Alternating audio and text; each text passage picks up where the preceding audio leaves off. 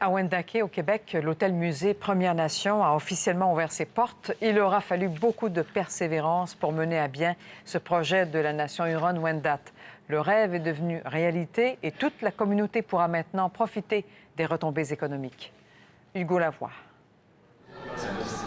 Derrière les chambres somptueuses et le restaurant chic, imprégné des couleurs et saveurs de la Nation Huron-Wendat, il y a un travail de longue haleine, la réalisation d'un rêve.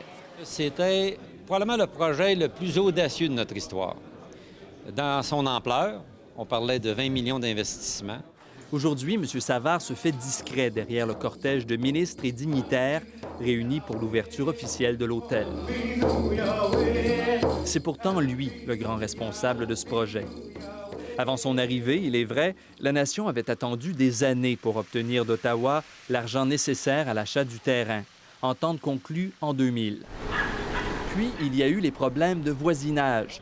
Bruno Théberge s'est battu contre la construction d'un hôtel presque dans sa cour. 3 ans et 3 pétitions plus tard, il baisse les bras. Il n'y a plus rien à faire. On attend. On attend là, on va se donner du temps pour voir ça va être quoi les impacts sur nous autres.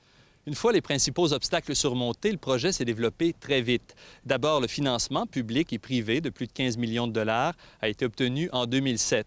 Et 1 an plus tard, l'hôtel-musée est une réalité. Ça faisait beaucoup de partitions à réunir et le grand défi, c'est d'y être arrivé avec le support de notre communauté.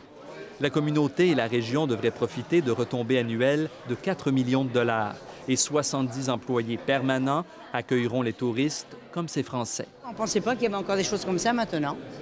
Voilà, donc on est encore plus content. L'hôtel et le reste, c'est dommage que ça ne peut pas continuer, qu'on ne peut pas rester encore un peu, quoi.